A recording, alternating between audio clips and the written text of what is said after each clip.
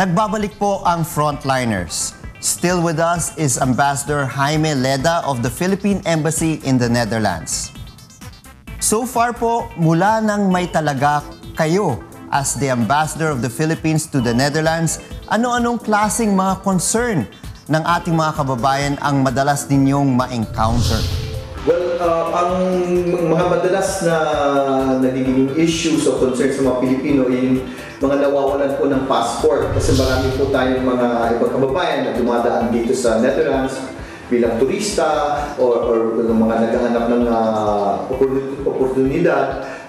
Na minsan nawawala po yung mga passport nila. Meron din po ang mga cases dati, ngayon hindi na marami na yung may issues tungkol sa employment, whether sa bahay o dun sa mga shipping companies. Pero ito ay nare-resolvan po naman once na abot, kunyari kung umabot po sa tanggapan po namin, minsan na namamagitan po kami, nagtatanong po kami sa mga employers nila o sa kanilang mga companies tungkol sa issue na ito.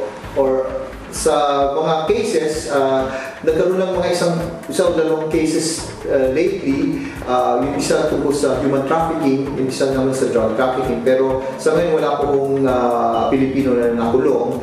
At meron po yung mga issues ng overstaying, no? Yung mga undocumented. Ito, I think, among these issues, ito yata ang most problematic, but so far, not as heightened as in other countries. May tanong ko na rin po, Mr. Ambassador. Meron po ba tayong mga kababayan na nakakulong o may kaso ngayon dyan sa Netherlands?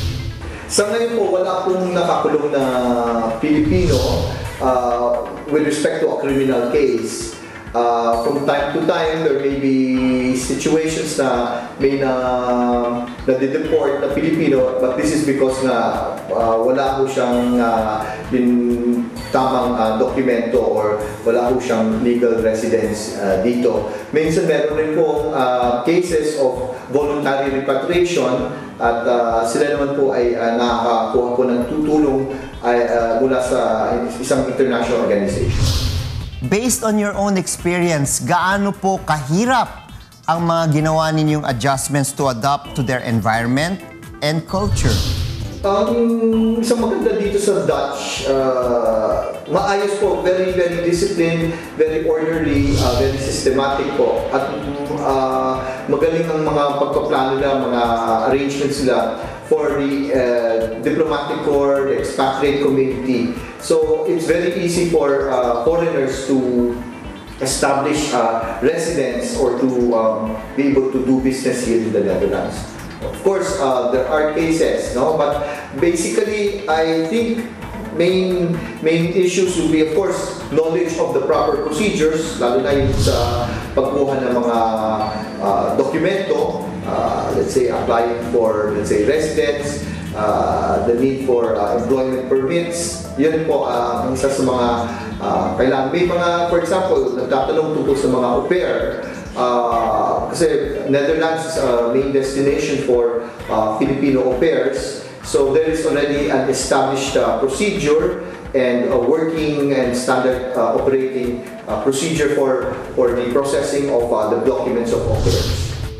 Kamusta naman po ang ating mga kababayan dyan in terms ng pakikisama sa mga natives dyan? Are there any striking similarities sa kultura natin?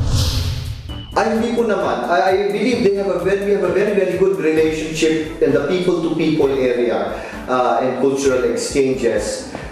Makikita po natin ito sa ating Philippine Independence Day picnic na ino-organize ng Filipino community tuwing first Saturday ng Hunyo. So lahat mga Pilipino ay ninanyahan para dumalo sa itong pinakamalaking event ng mga Pilipino sa Netherlands, no?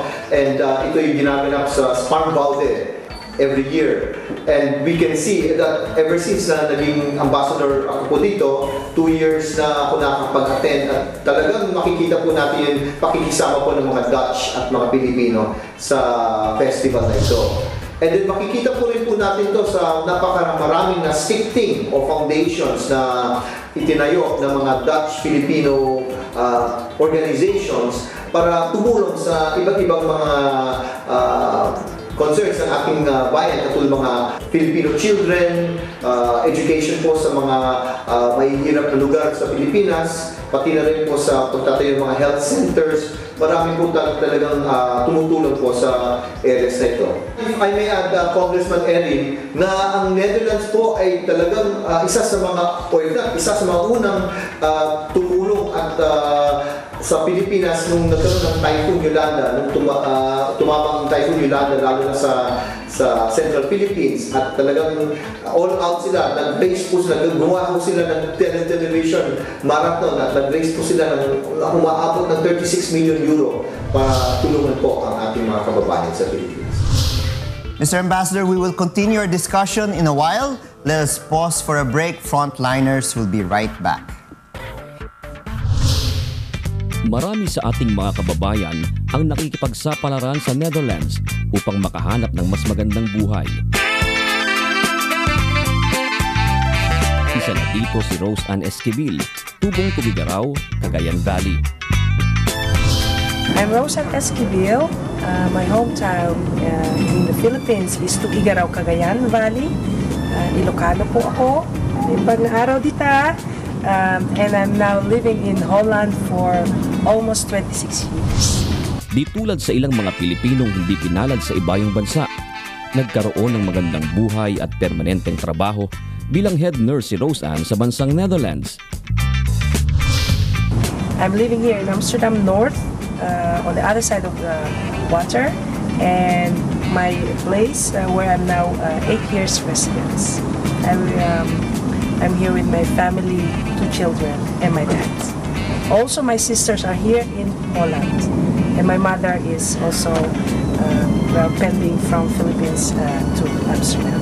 I'm working as a head nurse and as also a wound coach in a rehabilitation center for all orthopedic surgery and cancer patients, but also hospice palliative patients.